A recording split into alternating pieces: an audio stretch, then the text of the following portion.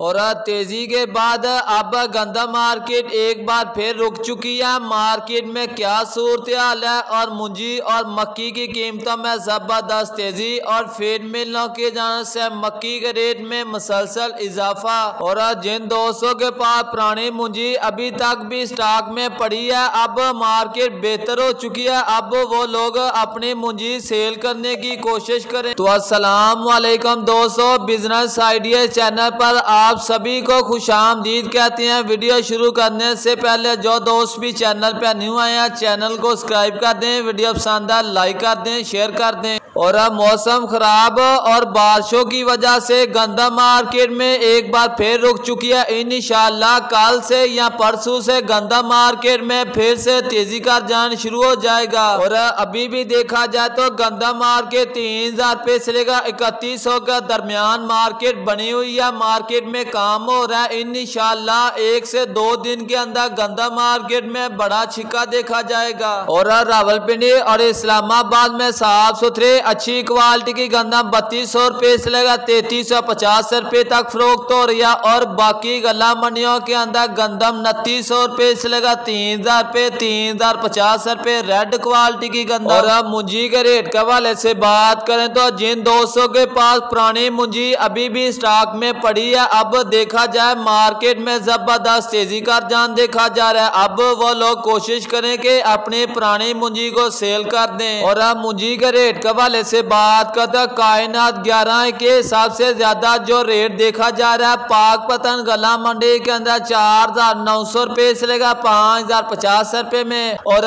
कायनात 11 के आज गला मंडी आरफाला के अंदर 4500 रुपये से लेकर 4750 रुपये। 1509 की बात करें 4000 रुपये से लेकर 4400 रुपये में। और मक्की के रेट के हवाले से बात की जाए तो आज गला मंडी उकाड़े के अंदर 2375 रुपये तक सेल हो रही है। और गला मंडी आरफाला के अंदर 2250 रुपये तक।